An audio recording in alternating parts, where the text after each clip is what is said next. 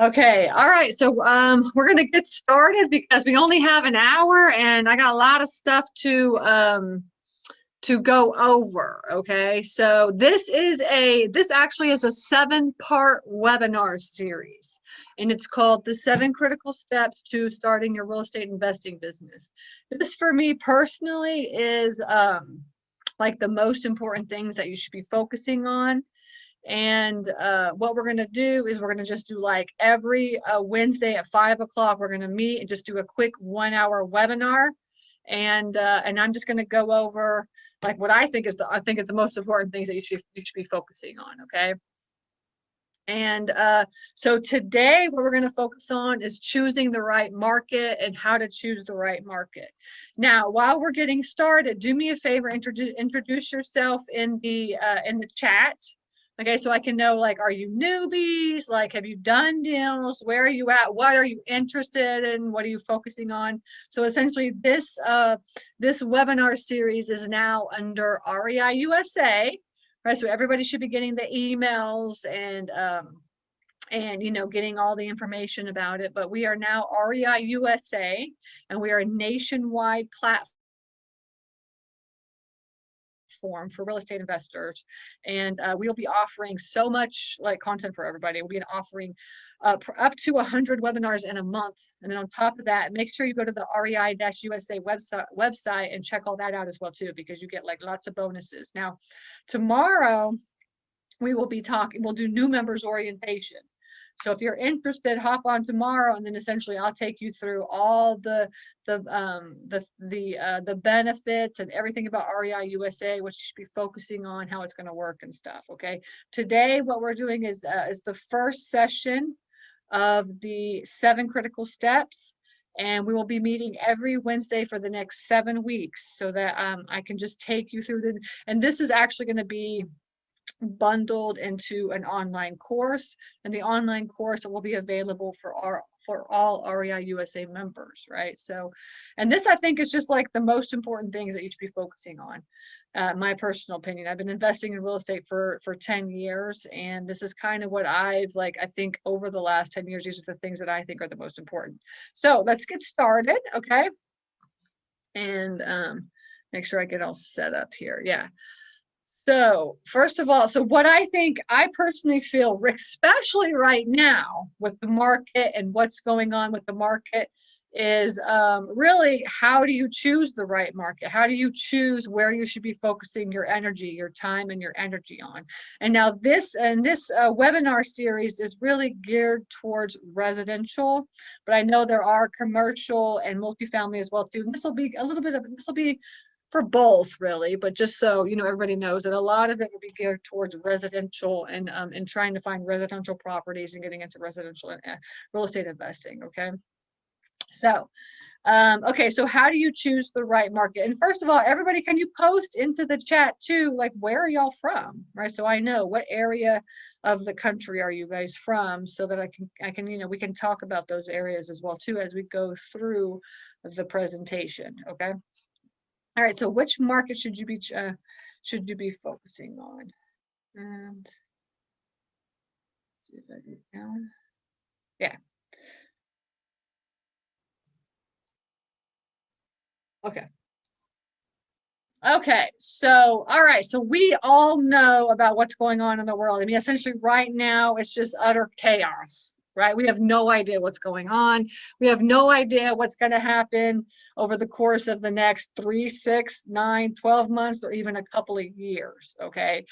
And we're all just kind of, and the truth is that everybody's just like, coming up with ideas of what's going to happen, right? You've got like the huge big major companies like Marcus and Millichap and Goldman Sachs and all these huge big companies that are trying to come up with research and stats on what's going to happen to the market. And then you got us, like, little people that are sitting here trying to do things, and the realtors throughout the country and all their data and everything that they have. And the truth of the matter is that we really kind of have no idea what's going to happen in the real estate market, right? And essentially, we really have no idea what's going to happen in the world market. All we know that as of right now, essentially the real estate market across the country is like the craziest that it can possibly be right now in this very moment. Okay.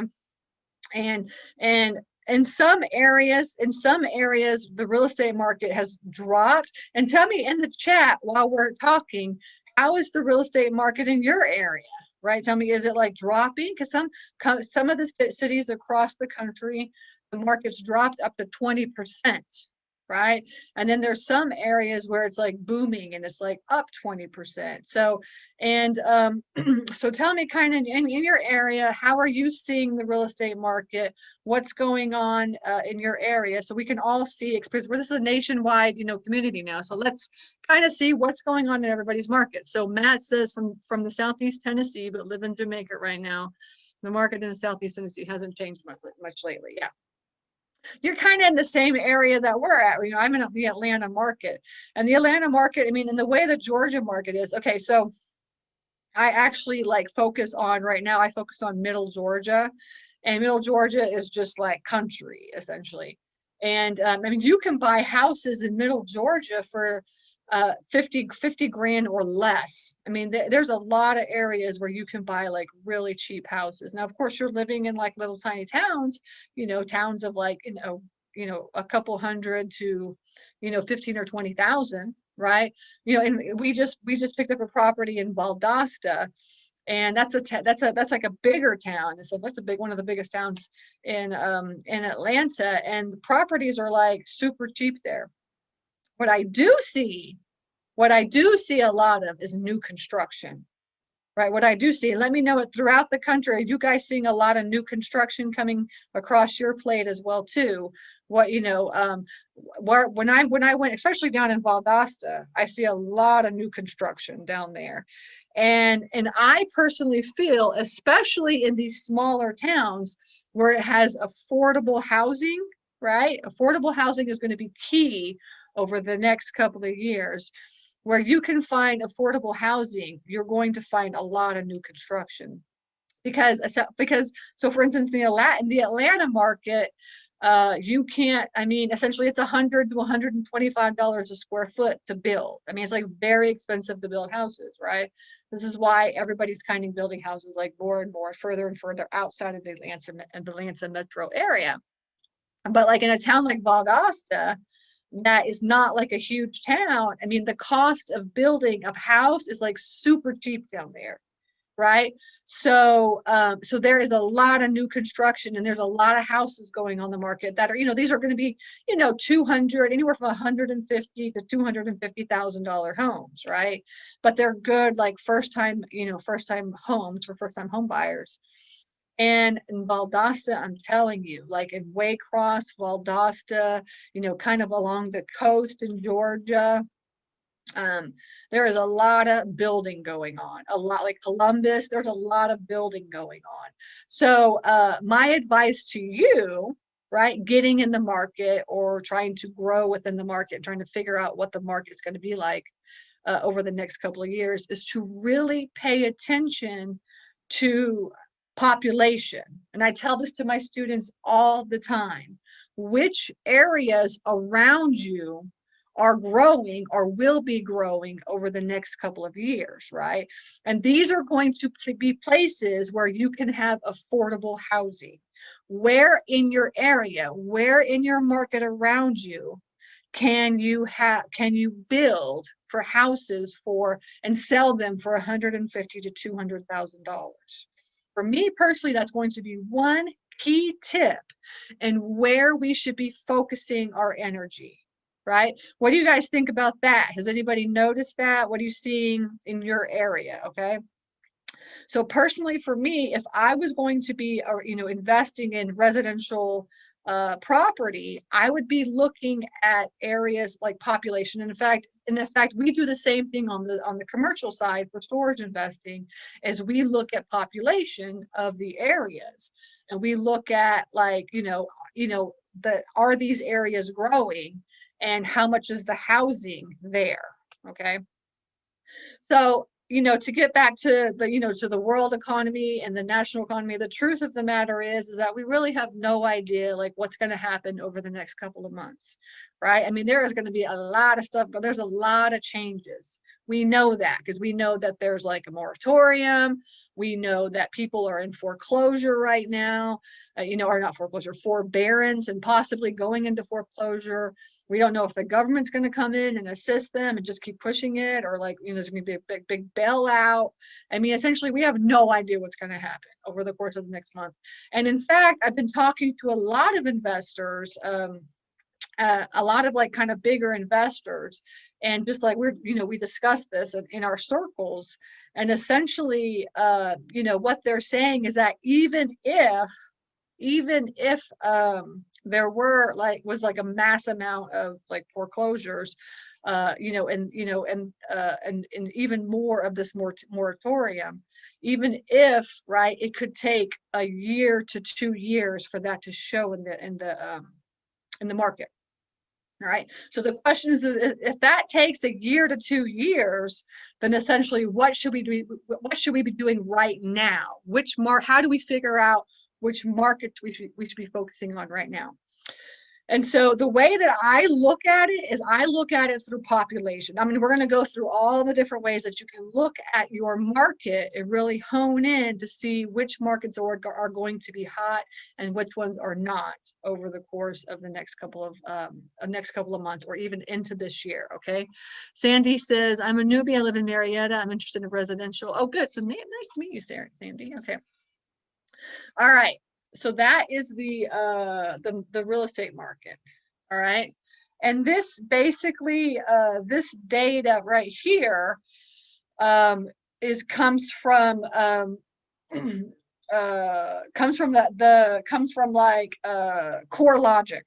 That's where it comes from. Okay, so if you guys don't know CoreLogic, essentially CoreLogic is like a data company for like real estate. All right, so you can always go there and find like all kinds of data on the real estate market. And I highly recommend that you do that, right? So that you can start educating yourself like nationwide and locally, okay? But essentially the way that they look at the economy is, how are we going to bounce back? Right? That's the question. How are we going to bounce back? What's going to happen? And essentially they're discussing the difference between like V, which is like, it's an immediate drop, an immediate comeback, right? Or if it's a U, where it kind of like takes longer, and then it takes longer to drop, and it takes longer to come back. All right. So the V would be probably within 1 year, like we're going to be awesome, it's going to be great. Whereas the U could be over the course of the next couple of years. What do you guys think? Are we going into a V economy? Or are we going into a U economy? What is your opinions? Put it into the chat. Okay. So this is from like, the huge companies that are, researching and like looking at data, and trying to figure out like what's happening. And I use a company, it's called Local Monitor Report. If you don't know this company, it's a nationwide data research company for real estate. And what they do is they just send you like a monthly report on how the nation is looking within the real estate investing world. And then on top of that, they do like monthly like videos, right? Which I love, because essentially the owner of the company talks about how the real estate market looks and like, what's happening and stuff. And when we first started last year, of course, it was like doomsday, like the whole world was going to crash, right? But as the year went on, essentially the owner of the company said, like, look, I'm looking at the data, and the data says that we should be like really like not doing well at all. But the truth is that there's many cities and areas throughout the country that are doing well in certain areas, right? So for instance, like retail, not doing good, right? But the real estate industry is doing great, right? And he looks at the data for the entire, everything that has to do with the real estate market, which is like all markets. Like, so for instance, like construction, and then like retail, and how does it funnel into the real estate investing world? So highly recommend that you check out Local Monitor Report, because you'll be able to get that monthly report and be able to check, get that monthly a video, which I love so much, and it really just educates you on kind of how the real estate market's going. Okay, so anyway, so as we go on, we are either going to be in a V shape, right, where we're going to be coming back immediately, or it's going to take a U shape. A U shape. My personal opinion is that it's a U shape, right? And essentially, it doesn't seem like we're going down because the market is crazy in some areas, but the truth of the matter is that sales are declining. Why are sales declining? Is real estate sales declining? Can anybody take a stab at that? Why is real estate sales declining nationwide? All right, but essentially, sales are declining, and the market is declining as of right now. And the question, and it's going really slow. I mean, essentially, it's taken a year to get where we're at. And the question now is like, how long are we going to be at the bottom and how long are we going to come back up? And I feel like we're going to be kind of down here and start going back up later. Okay. Let's see. Okay. While I wait for you two guys to answer, then, yeah, I love this slide so much. I show it in a lot of my different presentations that I do, but I love this slide. And the question is, what kind of impact do you think the coronavirus is going to have on the housing market? And when you ask people, right, when you ask people like this question, like what's going to happen to the real estate market, most of the people are, most people that are not educated are going to say that it's going to be just horrible, right? The real estate markets, we don't know what's going on. Nobody, people are out of work still. We got the employment's out, through the roof, forbearance, moratoriums, like it's just not going to be good, right? But the people that say the effect of the coronavirus is going to be good, right? It's gonna be, I'm like, which is like, I fall into the good category. And the good category for me is like, there is going to be so many opportunities coming up within the next couple of years that if you play your cards right, if you get everything in order, right? If you have money that you can utilize, somehow use either other people's money or your own money, then you should be in a really good position over the next couple of years to really strengthen your portfolio. Whatever type of portfolio that is, if it's residential, commercial, or multifamily, then you should be in a good position. So my personal opinion is what you should be focusing on right now is getting your credit going and up, saving money, getting people to loan you money, talking to lenders and seeing, what you're worth, how much money can you borrow, right? And then this is what you should be focusing on, no matter what industry that you're working in. You should be really thinking about how much money can I find right now? And if I can't find money, how can I find it? What can I do in order to find that money? Now, we're going to be talking about money in like one of the other sessions. I'm not sure. It's like, so be prepared for that. And we'll go over all the different ways you can find money. But that's like 7 weeks away. So take the next couple of weeks and really ask yourself, like, how is my credit? What can I do to improve it? Where can I get money from? Local banks, hard money lenders, private lenders, really try to figure that out. And really, because cash is going to be key. Is how much money do you have and where can you get it from? Okay. All right.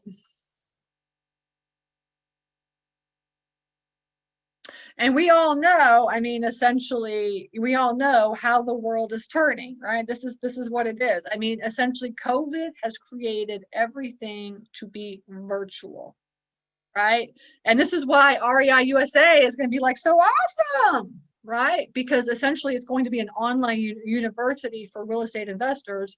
And people people are just sitting at home and educating themselves right now. I mean, and people are looking for property, online and closing. Like essentially I've closed on several properties in the last couple of months and I haven't been to any closings at all. I mean, essentially everything is either virtual or mail away, right? So, I mean, this is how everything's turning. So I want you to start thinking about also, And we talked about this in, in one of my coaching programs. It's like also, how can you make your company even more virtual? Because the truth is that more people are open now to, to talking to you on Zoom, right? Or, selling their properties virtually, right? So I do something uh, in my business to make offers, right? We make offers every week. We're making offers. And the biggest way that we make offers right now is like, it's just video offers. That's what it is. And essentially what we're doing is we're recording ourselves like on camera. And essentially I just introduce myself and I'm like, hey, my name is Stacy Rossetti. And I want you to know who I am. I'm a real person. I'm not some big, huge company. We're a family-owned business, and we're going to send you an offer on your property. But I wanted to go over it here, in the video, so you can kind of get an idea. And first of all, just put a face to a name, because I'm really a real person, right? And the offer is da, da, da, da, da, da, da. And we send that offer per email plus a video offer. And the great thing is when you send a video, like you can see, like for instance, we use Loom to record our video offers. And you can see when they open those up, it's so exciting. And I'm like, oh, that owner just opened up that video, right? And then they're watching your video. And I'm going to tell you that more and more people are open to doing, to looking at stuff like this. And then on top of that, like if somebody says, yes, I want to sell your property, but I don't want to meet you, I say, okay, let's just meet on Zoom.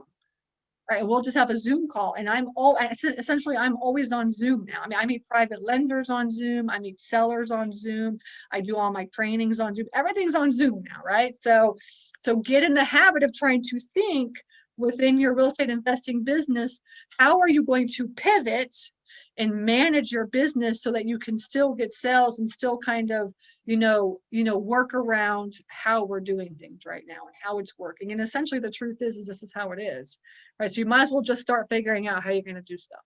All right. I want to bring that up within the webinar, because I know this has been very successful for us, and I think more people should be doing it. Again, so that's what I was going to say. It's like we just have no idea. We have no idea what we're going to be, what's going to happen over the next couple months. But I know that I'm not going to stop looking for property. I know I'm always going to keep contacting sellers, right? I know I'm not going to give up. I know I'm going to be focusing on passive income, right? And passive income is going to be one of the biggest ways right now to be focusing on. So this is one of the biggest niches, or whatever, whatever you want to call it. Passive income is the way to go. And so I know some people are interested in wholesaling and rehab. Totally get that, right? But you should be thinking about active income versus passive income, right? And you should be balancing that out. So it's not just like, oh, I want to make that, quick cash all the time. It's like, how can I do a couple of deals and then focus on some passive income? Okay. Especially right now, because as prices start to drop in certain areas, then you can really get some really, really good deals.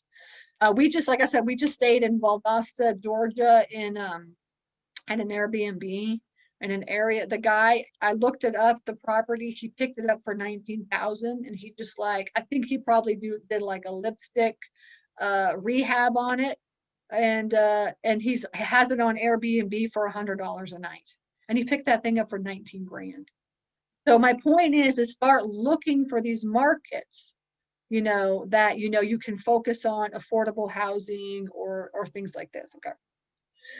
And we're going to get through this, right? We're going to get through this. I'm super excited. I already talked about this. This is cash is king. Focus on money. Money's the thing to do. Get your marketing in order. So not next week, but the week after, the next session, the next module that we have. The next module that we have is setting up your office and getting that all. We're completely virtual. And so I just kind of go over how to set your office up to be virtual, and to manage your business that way.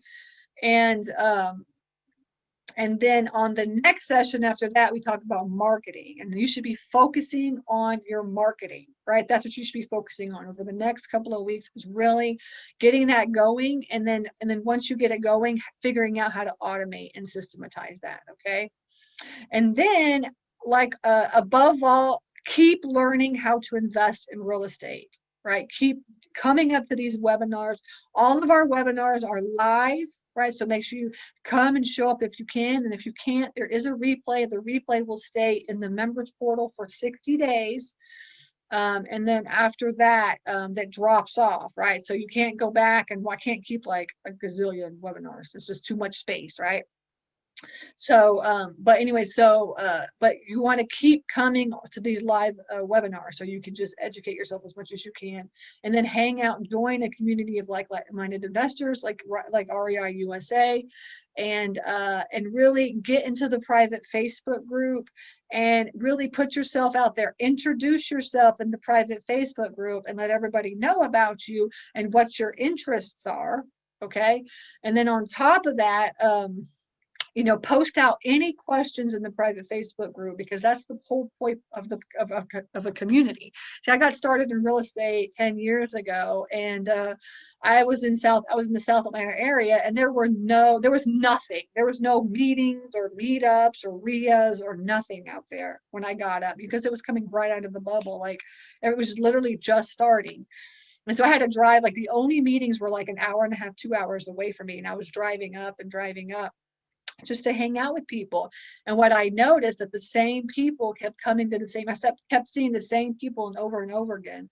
And I would just start talking to them. And essentially those people became like my community. But the truth of the matter is the people that showed up and really kind of, were a part of these communities like REI USA, these were the ones that really, they're still doing real estate, and it's been, 10 years. Right? So keep coming to the live webinars, educating yourself, and really putting yourself out there in the Facebook group so that you can start to get to know other investors. And then on top of that, we are going to have state super groups, right? So we'll have monthly state super groups. They're going to start in February. We're trying to get that all set up. But you want to make sure that you go to those states, whatever state that you're in, right? You go to that state meeting. And then on top of that, if you're interested in any other state across the country, like if you live in Texas and you're interested in Ohio, then you can just go to that state meeting as well. And then you can really start, the leader of that group, the facilitator of that group, is there to educate you on how to be a real estate investor in Ohio, right? And all the different, laws, regulations, what's hot, what's not. So you're able to really this is going to be a platform where you can virtually, run your business and have a community surrounded by you. Okay. All right. So that's that. Okay, we talked about me. I've been doing this now for 10 years. I did like a gazillion rehabs. I focus now on self-storage, and I've taught hundreds and hundreds of people over the course of like the last 7 or 8 years. And I love real estate. I love making money in real estate, right? So that's me. Okay, so for types of markets, okay, there are 3 types of markets: growth, stable, and declining. Growth, stable, and declining, right? So essentially this is like, it's booming. So for instance, like Atlanta is like booming. I mean, this is a growth market, right? And then there's some areas that are just stable and some areas that are declining. I mean, they're just not doing well. So tell me, from the area that you're from, what do you consider your area? Is it growth? Is it growing? Do you think it's going to continue growing over the course of the next couple of years? Is it stable, right? So like Tennessee, somebody said I think Matt said he's from Tennessee. Matt, like Tennessee is like a stable economy. I used to have rental property in Memphis. And essentially the reason why I invested in Memphis was because it's just like the best rental area. I mean, it's just very stable. Like in a recession, Memphis just always does great. And it's in a downturn and an upturn, right? So Memphis would be considered, like Tennessee is considered like very stable. It's not ever like super booming or anything like that. Now, if you're in Nashville, maybe it's like booming a little bit, but the state of Texas is usually considered very stable. Where are you from, and what do you think your market is? Do you think it's growth, stable, or declining? Right. So, for instance, we were in Maine over the last couple of months. We went for like a 2 month holiday there, and Maine is just, I mean, Maine is not a growth state. It's not, and it's really, I don't think it's really a stable state. I mean, honestly, there's so much opportunity in Maine. I don't know why there's not a lot of investors over there. I mean, there's really a lot of opportunity because it's declining. I would consider it to be a declining or just like very stable to declining area. Um, just not a lot of people. There's a lot of land. I mean, it's just the towns are just very like a lot of towns, not really big towns.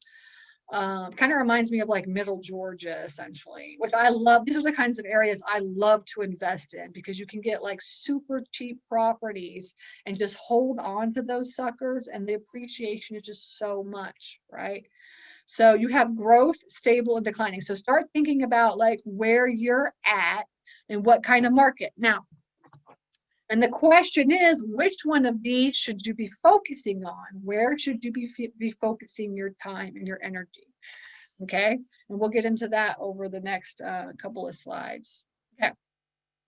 Now, when you start looking at your market, when you start looking at where you're at, where you're located, all right, you want to start, like I said, this is what you want to be looking at, population. We've talked about this. All right, I'm a big population person. I focus on, I mean, essentially, we have like a master spreadsheet in our business, and it has the essentially, I just Googled the population of every city in Georgia, and it comes up with a list. We copied that list and we put it into a spreadsheet. And then we sorted it by the number, right? By the amount. And then our focus is population towns of like 5,000 to 15,000. That's where we focus our time and energy. All right. And we really kind of look at, and those are considered like secondary and tertiary markets. That's kind of what we focus on. Like, I'm not in the middle of a city down. I did that. I'm done. All right. So we focus on secondary and tertiary markets. And I think you get more bang for your buck out there, so for instance, like you could buy a house in a secondary tertiary market, let's say for 50 grand or 100 grand. And essentially you don't have to put a lot of money into these properties and make them really like rental rehabs. Like this Airbnb that we stayed in was literally like a rental rehab. It was not like a huge rehab at all. And so I feel like paying attention to population is one of the most important things that you should be focusing on or in your area. Okay. And when you look at population, also look at job growth, right? Also look at job growth. I mean, are there jobs coming, and what type of jobs are they? Right? Where are the jobs?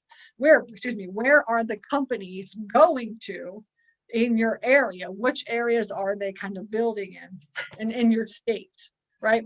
So the place that you live, right? The place that you live, like the city that you live in, may not be the exact right place for you to be focusing on, is my point. You might have to focus throughout the state, right? Throughout the state. There might be better opportunities, okay? And like I said, like now everything is virtual. So you don't really have to, and we got to get out of this mindset that you have to be, you have to be able to go and see the property every single day, right? Got to get out of this mindset. Okay. The time on market is also something that you should be focusing on, right? So when you look at and if you can't get data like this, essentially what you would do is just ask a realtor for this. Okay. A realtor can definitely get you like days on market, but you can Google it as well too. I mean, Google, you should be able to get reports, but how long is it, and how long is it taking for property to sell? Now, one of the main reasons why I personally don't focus on like metro areas is because essentially it's really like pocket by pocket, right? You really have to like know like this area is like super hot and this area is not, right? And that's one thing, if you decide to go like in a metro area, metro city area, and you're like, okay, I'm going to only focus on this area, which I highly recommend that you go outside of like the main city areas, because the competition is like ridiculous. I think everywhere across the board.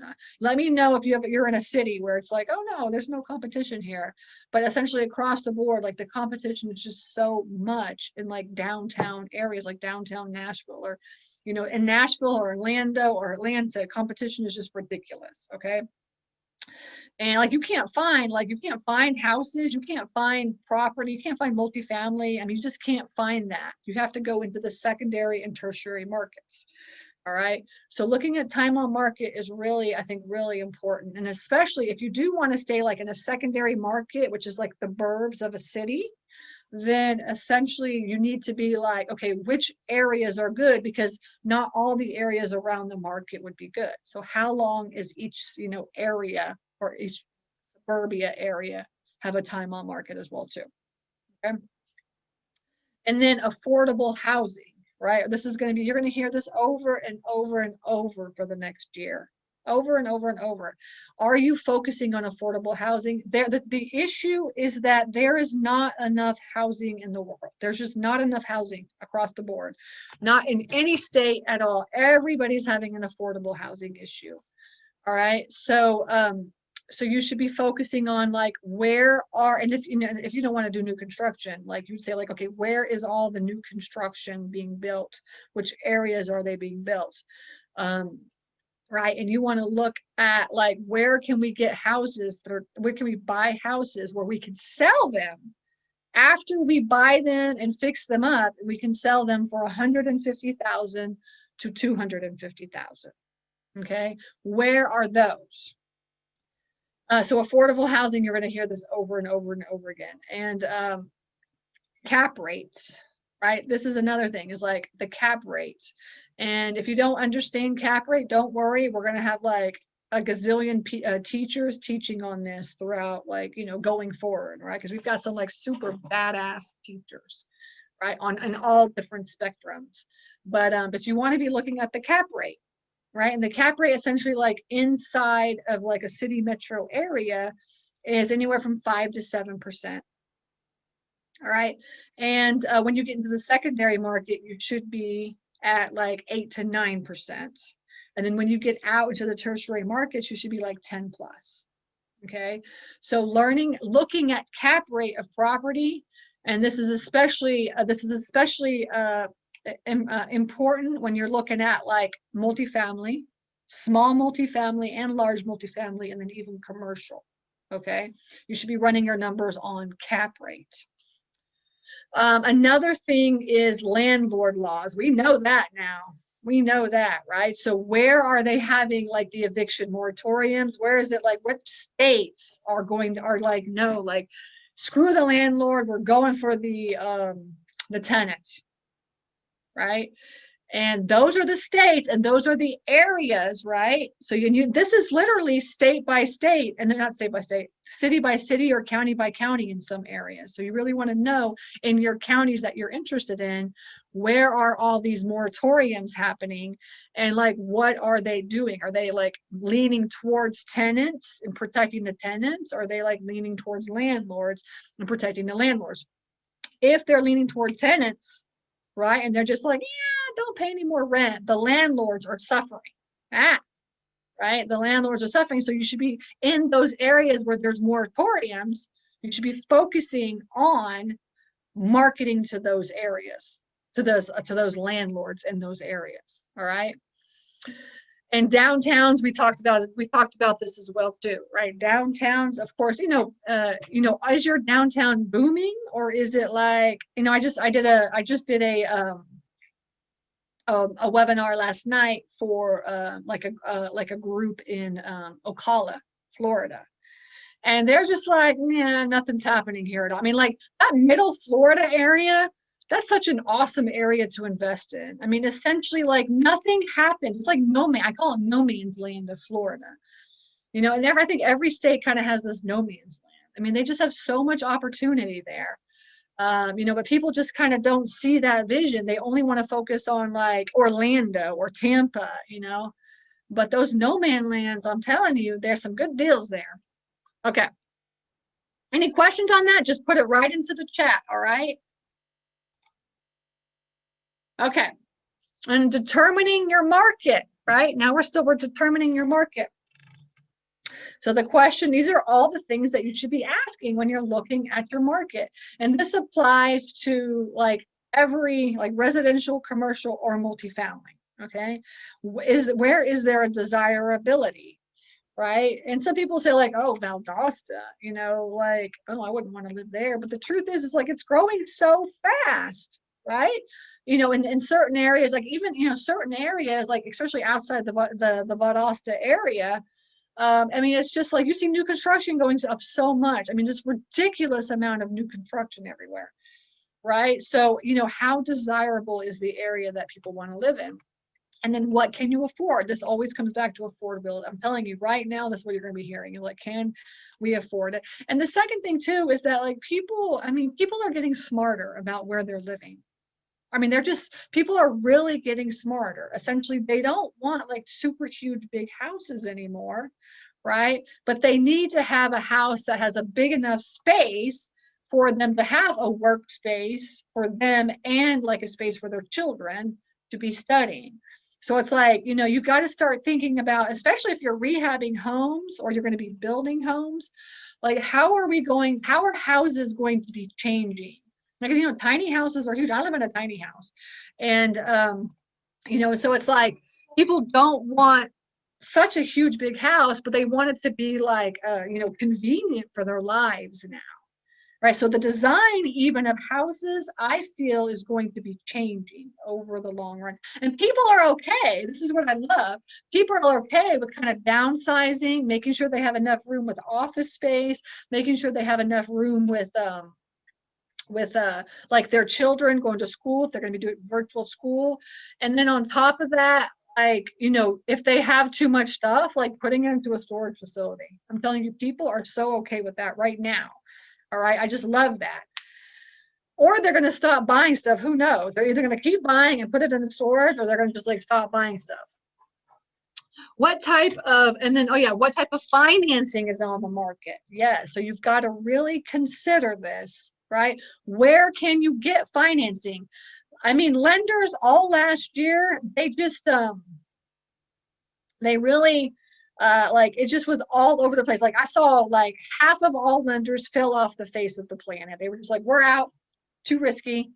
And then the other half, they were like, we'll stay in, but we want like 30% down. I mean, a lot of hard money lenders are like, I want 30% down, right? 20 to 30% is what you're seeing.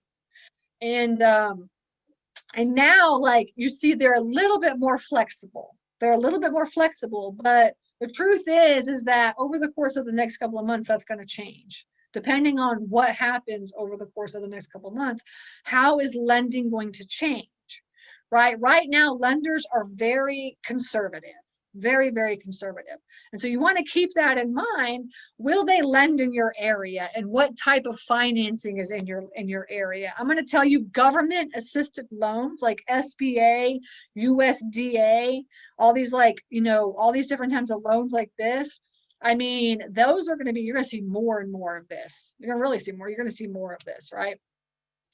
And so, and like, for instance, like a USDA loan, I mean, they'll lend on like commercial and residential property, and so you'll start seeing, I think, more and more of this, like HUD homes. I remember like 10 years ago, like HUD homes were just like the bomb.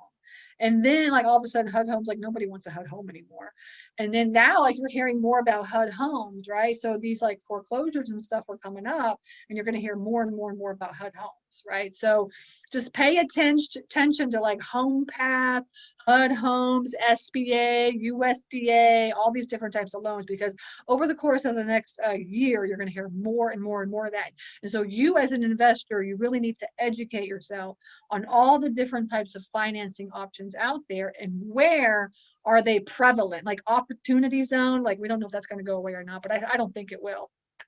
Opportunity zones are also like huge right now, so these government backed loans and like, tax benefits and stuff like this, you should definitely keep an eye on. Okay. Keep researching. I said, we're researching the local housing market. We're looking at the cap areas, and then also look at mortgage payments. On average, what is the mortgage payment for your area? Right. And you want to know, like, because people just can't afford huge mortgage payments right now. So that's another great piece of data that you can be looking for, is how much, like, how much on average is your area paying for, for the mortgage. Because the truth is that, people can't afford their mortgages. I mean, that's why everybody's in forbearance, right? So what's the average amount? Like, I mean, if you're seeing like super high mortgage rates in a certain area, which you think is like a hot area, because it's just going to be, it's just not going to work out in the end. You don't want to be focusing on those areas. You want to focus on areas where people are like, they can afford. It's affordability right now. Okay. You want to always look at profit. Like that's another thing too, is like you could be talking to other rehabbers in the areas that you're interested in and be like, look, on average, like what are you making per house, right? In some areas you're going to be making like, a huge amount of money. In some areas, you're only going to be making this much money, right? So then you could be like, you can kind of say, okay, like I know I can only do like, these types of homes. I'll make $80,000 on each of those homes. Or over here, I'll make $25,000 on a house. So I'm going to have to do more houses over here. Then you can kind of gauge what areas you want to be looking at too, right? So talking and asking other investors, like what on average is your profit for each house, can help you to gauge where you should be at. Okay. And just because you're making more money over here, most of the time, if you're making more money on more money on a house, it's because your rehab is huge. All right. And honestly, you should not be doing really big rehabs right now at all. No big rehabs. Like your rehab should be like 50 to 75 grand at the most. All right. And I hear people doing like 150,000 rehabs. I'm like, that is not, no, that's not what you should be focusing on. Okay. You want rental rehabs and you want like 50 grand rehabs. Okay. And then your rent rate. So you want to also be looking at the rent rates in the market. And what, like what's the average rent rate? So if you're buying a house for 50 grand, like, so yeah, so for instance, I buy houses, like I buy like $10,000 houses and I rent them out for $400 a month. I mean, if you really calculate that out, that ROI is like, through the roof. All right. So you want to be looking at like, how much are the houses purchased for? And then what are the rent rates? Right. So if you're like, for instance, like Austin, like I have a really, really good friend in Austin, and she's a realtor. And people want to move to Austin. Like Austin is just not the place to be buying investment property. Okay, it's just not. I would love to be able to buy a property there. I'm originally from Austin, right? So my family's all there. And I would love to buy a property out there, but now is not the time to be buying property in Austin. All right. And probably Houston. I saw somebody from Houston here. Houston's probably the same way. Houston's a little bit better than Austin, but it's expensive, right? And like you can't buy a $250,000 or a $300,000 house and get like $2,500 a month in rent and only make $300. That's not leveraging your money. I mean, essentially, I would never ever do that. I mean, I would be looking nationwide where I could buy like $50,000 houses and make $300 a month on each of those houses. Right. And I hear her talking like I'm taking investors around and they really want to buy some houses right now. And I'm like, they should not be focusing on the Atlanta area. That's just not smart investing. Okay. So get my drift on that. Okay. All right. So let's do a quiz. All right. I'm going to wake y'all up. At least, are y'all sleeping or are you awake? All right. So who is still buying right now and will be buying over the next couple of years? Well, who are the types of buyers that you think are like the biggest buyers right now on the market? Can you guess in the chat and let me know in the chat? Who are the biggest buyers in the market right now? I want to see some guesses in the chat.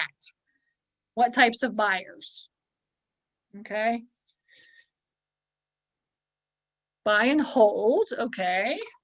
Good. Who else gives a guess? Who are the biggest buyers right now?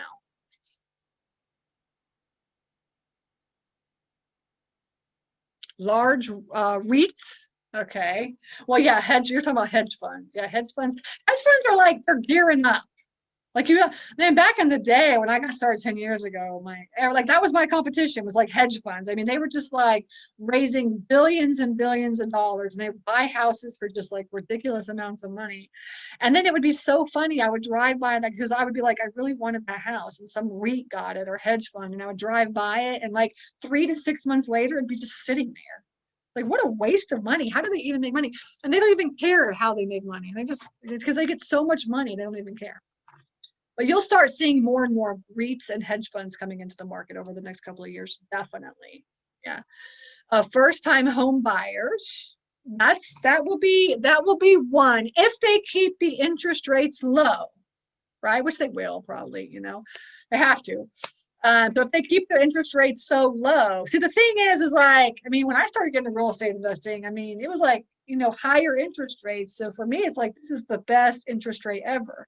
But the buyers, the actual buyers right now that are buying the most property, they're kind of like screwed, honestly, because they think, people that are buying now that have never bought before, they think like 4%. They're like, okay, this is average. You know what I'm saying? But the truth of the matter is if you look at the real estate market over the last 20 years, people were buying, property and paying like 10 to 15% interest. You know what I'm saying? So like 4% for me is like really, really good. But like people that are buying now, like people first time buyers and people are just getting to the market, they just think 4% is like normal. Well, I feel bad for those suckers when like it starts going back up to like 6 or 7%. Eventually it will, right? That's just how the market works. But the people that are buying the most property right now are millennials. Millennials. So think about that for a second, right? All right. And they're going to be the ones over the next couple of years that are buying those first time homes. I mean, more and more millennials. Is anybody here a realtor? Or does anybody see this in the market that a lot of millennials are getting into the market and they're buying property now, right? And they're buying their first home. And sometimes, I mean, these millennials, there's some millennials that are just like, if you studied the right things and went into the right path, I mean, you're making like a crap ton of money right now, And so they go out and they're buying like $250,000, $300,000 houses for their first home, right? Which is pretty amazing, right? But they want like certain types of homes and they want certain types of looks. I mean, essentially they're going to be working at their house. So they've got to have some sort of home office, right? Everything for them is going to be like, and they don't need like super big house. They just want something that's going to like be convenient for them, So housing is going to change for millennials. It's going to be very interesting to see. All right. What do you guys think about that? You've seen some millennials out there? And then on top of that, who is not buying right now and who will probably not be buying over the next year? Which category of people would be not buying? And so with millennials, you really want to keep that in mind, right? And actually the millennials, they don't want to do any work. They don't want to do any work. So they just like most millennials, this is like, not stereotyping, but like most millennials, they just want to buy that beautiful house that's perfect for them and move in and plug their computer in and start working, essentially is what they want, right? So try to take a guess of who over the next couple of years or the next year is not going to be buying, right? Who would you think is not going to be buying? Any guesses at all on that? Who's not buying over the next year?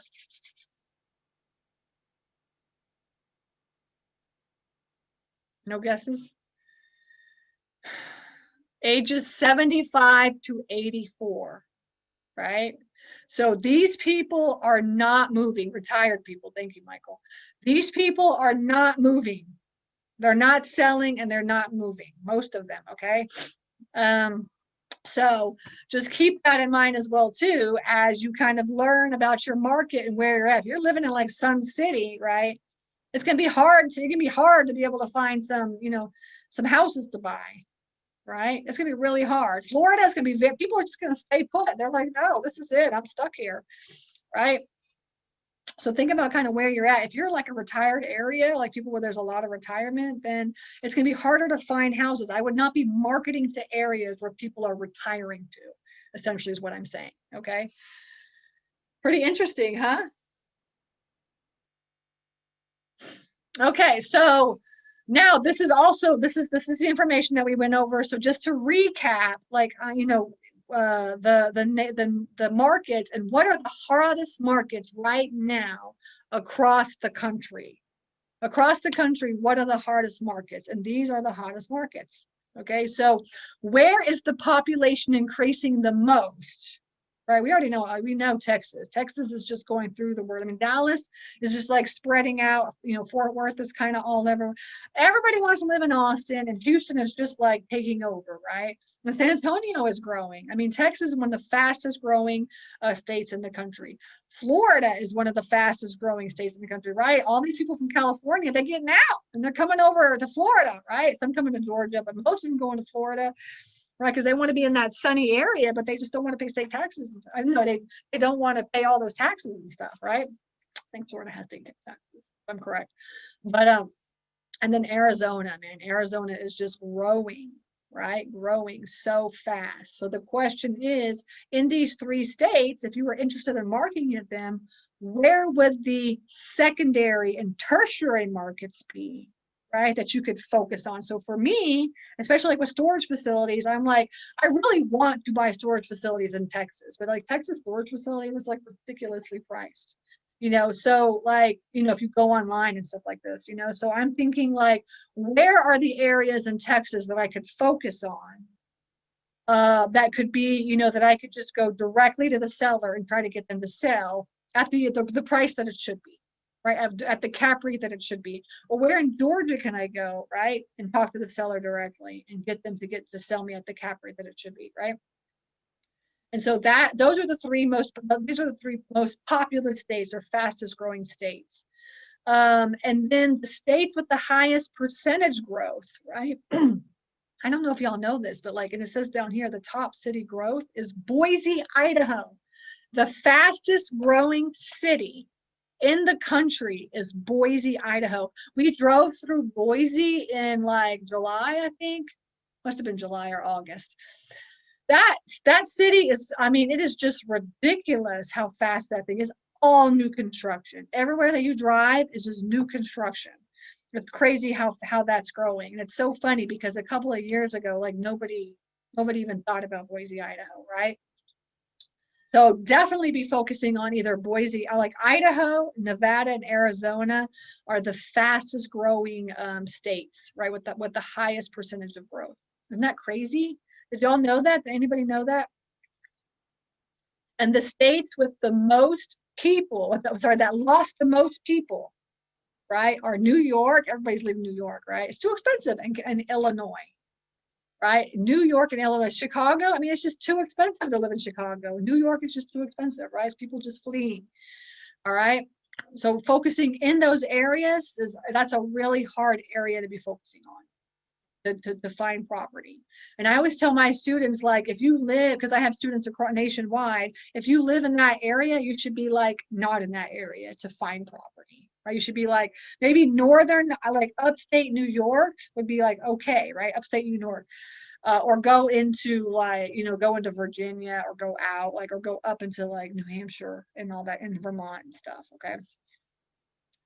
And the highest the new home construction cities are Dallas and Houston, right? New home construction, that's where, but I'm telling you, across the board, across the country, over the next year, you'll see more and more new construction.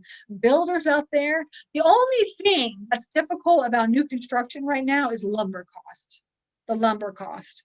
And I would say second would be labor, lumber and labor. Labor, like if you're in new construction, man, it's gonna be expensive for you to be able to do that. That's why, like in huge big metro areas, 100 plus you're seeing just to build homes, right?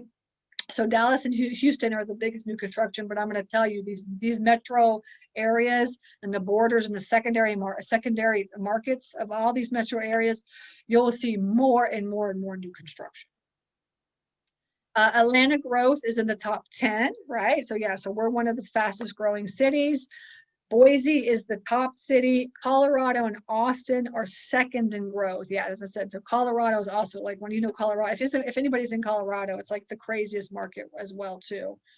And many moving to no income tax states, right? Yeah, they do not want income tax, which I totally get, right? But what happens if you don't pay state income tax? Then like, what do you pay instead? So tell me in the chat, if your state doesn't have state income tax, what do you pay instead? Okay, what do you say? Any guesses on that?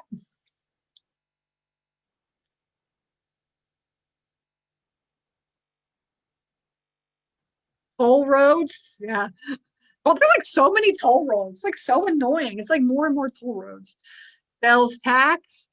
You pay like if you do not if the state does not have state income tax, most of the time, I say pretty much every time, you're paying property tax, very high property tax, right? So it's like, for instance, like Texas does not have state income tax, yes, and they're just like their property tax rates are ridiculous. That's how they make their money. That's how they make their money, right? Okay, so that's good to know, right? Okay, finally, how to get to know your market. How to get to know your market, right? So number one, might have to go there and visit if you can go there, check it out, drive around, drive the neighborhood. All right, you don't have to be there all the time, but essentially you're gonna have to have an idea of like, what it's like and stuff. You can totally do this virtual, right? So like I said on the very bottom, boots on the ground. We are all about boots on the ground. So we own storage facilities all across Georgia, and we just have like boots on the ground people. That's what we have, right? So, and if you do residential, commercial, or multifamily, yeah, and you want to be, not like within your backyard, then essentially you need to have boots on the ground people. So this is just kind of how virtual real estate investors run their real estate investing businesses, is right. You just have like boots on the ground people, and this is going to be more and more and more prevalent over the next couple of years. All right, and also you need to be driving for dollars. I am always driving for storage. Right, we went driving for storage about 2 months ago, and out of the 40 to 50 properties that we found, I got 3 under contract. Okay, so I'm always driving for storage. All right, that's going to be the best way to find deals and to get to know your market. Essentially, the rule for us is like I have to know the state of Georgia by the back of my hand. I mean, essentially, we have an acquisitions person, and his job is essentially to know every storage facility in the state of Georgia, right? And so this is how you need to be as well too, no matter if you're residential, commercial, whatever you are. Okay. So if you pick your area and you start driving it, and you really have to, I mean, you got to know this area. I used to flip houses in like Decatur, Georgia. And essentially I knew every street in Decatur, Georgia. And I could literally just look on a map. If somebody told me an address and they told me where it was, where the address was, I would look on the map and I would know exactly how much that house was worth.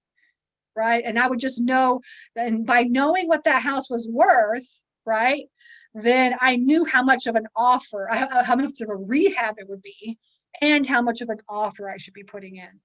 So essentially, the area that you pick, you have to know it like the back of your hand. And then once you do that, you hire a boots on the ground person to manage everything for you. Okay. All right. So finally, we're summing this up, right? So we talked about this.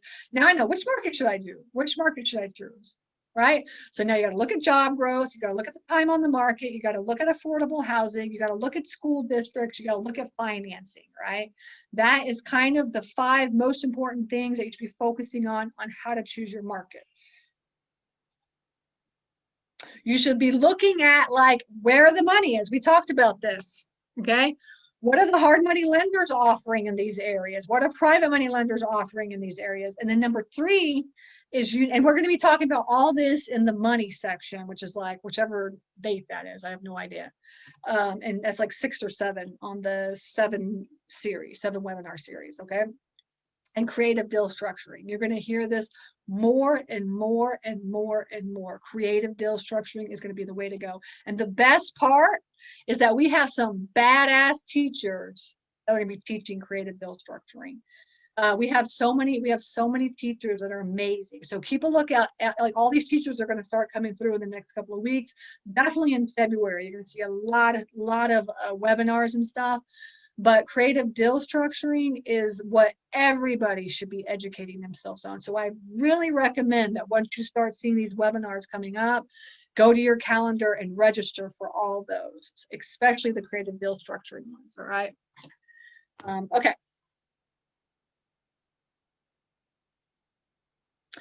All right, that is it. So the next session is setting up your office. Do we have any final questions? Anything else you can add? You want to ask me about the market and finding the market, which market be focusing on? Any questions on that? Put them into the chat, or any comments, or any other questions that you need help with, anything like that. And tomorrow, remember, we have new member orientation. So really, like, if you want to really truly understand like what you should be focusing on and like all of REI USA's like totally awesome benefits, then definitely come to that one at 6 o'clock tomorrow night Eastern. Okay. Any other final questions?